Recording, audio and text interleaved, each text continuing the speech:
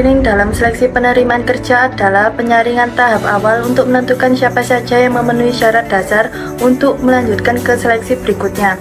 Tujuan utamanya adalah mempersempit jumlah pelamar sehingga hanya kandidat yang paling relevan yang diproses lebih lanjut.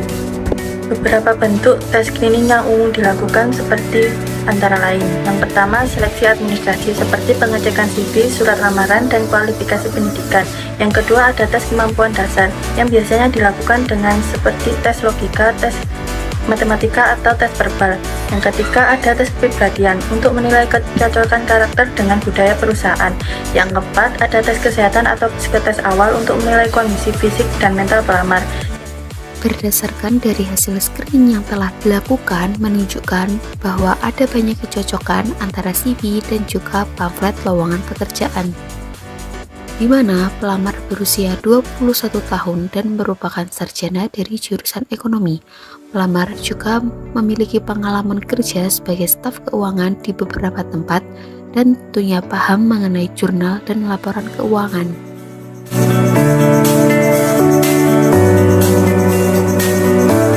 Psikotes dalam penerimaan kerja adalah serangkaian ujian psikologis yang digunakan untuk mengukur aspek-aspek kepribadian, kecerdasan, kemampuan kognitif, dan karakter seseorang yang paling relevan dengan dunia kerja.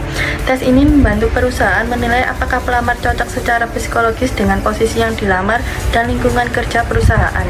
Berikut ada beberapa tes psikotes yang umum digunakan, antara lain yang pertama ada tes logika atau penalaran untuk mengukur kemampuan berpikir logis dan menyelesaikan masalah. Yang kedua ada tes numerik dan verbal untuk mengukur kemampuan memahami angka dan bahasa. Yang ketiga ada tes kepribadian menggambarkan karakter dan cara seseorang berinteraksi dengan orang lain. Yang keempat ada tes ketelitian dan konsentrasi untuk mengukur fokus dan ketepatan dalam bekerja, biasanya ada tes Kraepelin atau Pauling. Yang kelima ada tes gambar dan praktis seperti menggambar pohon, manusia untuk menilai aspek kepribadian secara tidak langsung.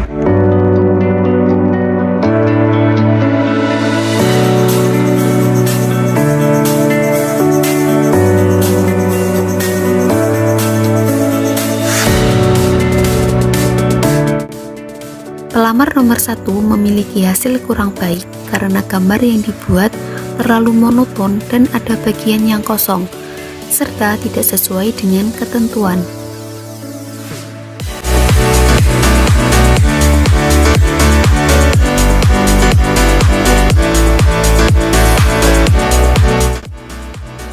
Pelamar nomor 2 memiliki hasil yang kurang baik dan kurang relevan dengan posisi pekerjaan yang dilamar.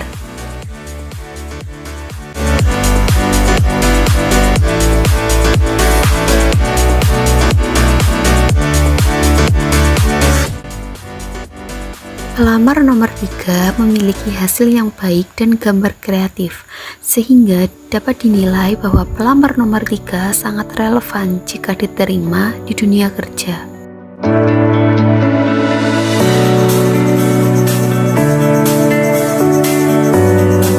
Selanjutnya adalah wawancara. Wawancara dilakukan untuk mengetahui bagaimana karyawan menunjukkan keseriusannya dalam bekerja pada perusahaan yang akan dilamar.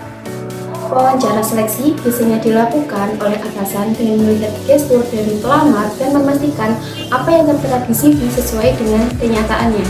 Dengan adanya wawancara, maka perusahaan bisa mengetahui keseriusan dari pelamar tersebut.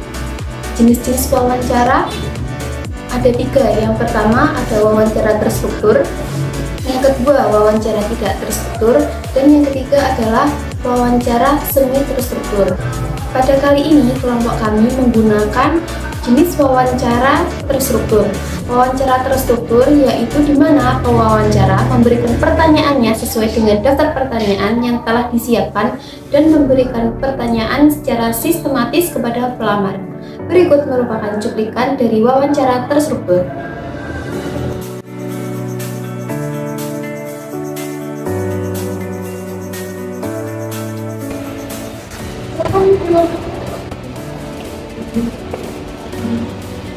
Dengan Ibu Maiza? Iya, benar Bu. Oke. Boleh perkenalkan dirinya?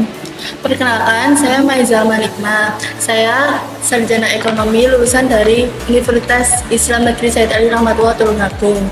Saya mempunyai pengalaman pekerjaan di bidang staf keuangan selama 1 tahun.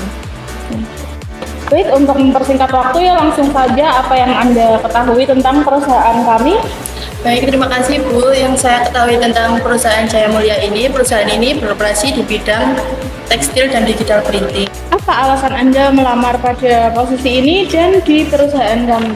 Baik, ada beberapa alasan yang membuat saya melamar pada perusahaan dan di posisi ini, Bu. Yang pertama, karena saya melihat perusahaan ini memiliki reputasi yang baik daripada perusahaan yang lain.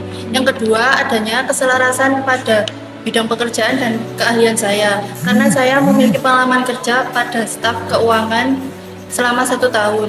Baik, terkait posisi pada perusahaan kami, apakah ada ekspektasi dari Anda terkait tunjangan dan juga nominal gaji yang diharapkan? Baik, setelah saya mencari informasi terkait posisi yang saya lamar, saya mempunyai ekspektasi gaji di kisaran 4-5 juta pada posisi ini. Tetapi saya terbuka untuk melakukan diskusi lebih lanjut tentang tunjangan dan gaji tersebut. Oke. Terima kasih atas wawancaranya hari ini. Kami akan mengevaluasi dan melaporkan hasil dari evaluasi wawancara Anda. Mohon ditunggu waktunya untuk sekitar 2 minggu. Baik Ibu, terima kasih.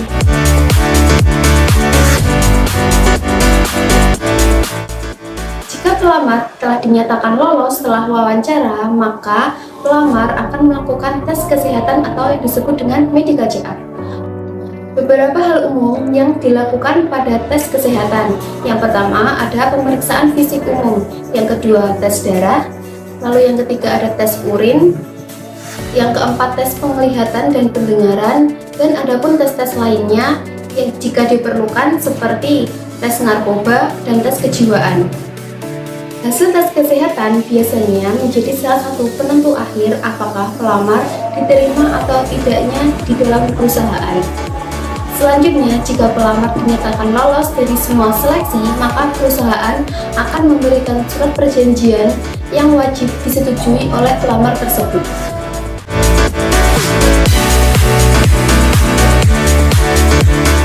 Penempatan atau placement merupakan suatu proses untuk menempatkan karyawan dalam suatu posisi atau jabatan dalam suatu organisasi, di mana dalam proses ini tentunya banyak hal yang harus dipertimbangkan oleh perusahaan. Tidak hanya sekedar kekosongan jabatan saja, namun juga perusahaan harus mempertimbangkan keahlian, kemampuan, dan minat, juga pengalaman kerja yang dimiliki oleh karyawan. Apa saja sih keuntungannya bagi karyawan? Nah, yang pertama, karyawan dapat menggunakan kesempatan ini sebagai media pengembangan diri mereka. Yang kedua, karyawan juga tentunya akan merasa puas jika ditempatkan pada suatu posisi atau jabatan yang sesuai dengan potensi diri mereka. Hal ini akan berdampak pada peningkatan produktivitas kinerja karyawan. Yang ketiga, karyawan juga pastinya akan memiliki jenjang karir yang jelas karena sesuai dengan minat dan bakat yang mereka punya. Yang keempat, karyawan akan memiliki keseimbangan kehidupan kerja yang lebih baik. Yang kelima, karyawan juga akan mendapatkan pengakuan dan penghargaan yang lebih mudah atas kerja keras mereka sendiri. Apa saja yang didapatkan oleh perusahaan? Yang pertama, perusahaan dapat meningkatkan kinerja dan produktivitasnya. Dan yang kedua, perusahaan juga dapat menekan biaya yang dikeluarkan untuk rekrutmen dan pelatihan calon karyawan. Yang ketiga, perusahaan dapat meningkatkan citra baik pada masyarakat. Yang keempat, perusahaan juga dapat meningkatkan keunggulan kompetitif mereka, dan juga perusahaan akan mendapatkan inovasi dan kreativitas dari karyawan. Bila mana karyawan telah menguasai job desk mereka, maka akan mudah bagi karyawan untuk menciptakan inovasi baru dan kreativitas yang mereka miliki.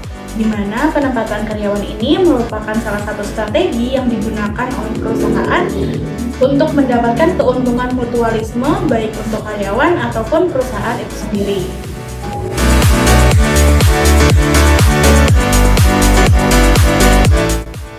Pada video sebelumnya dapat kita lihat bahwasanya wawancara tersebut menggunakan sistem sentralisasi, di mana pelamar melakukan seleksi dan datang di kantor pusat dan melakukan wawancara dengan HRD yang ditugaskan oleh manajemen sumber daya manusia.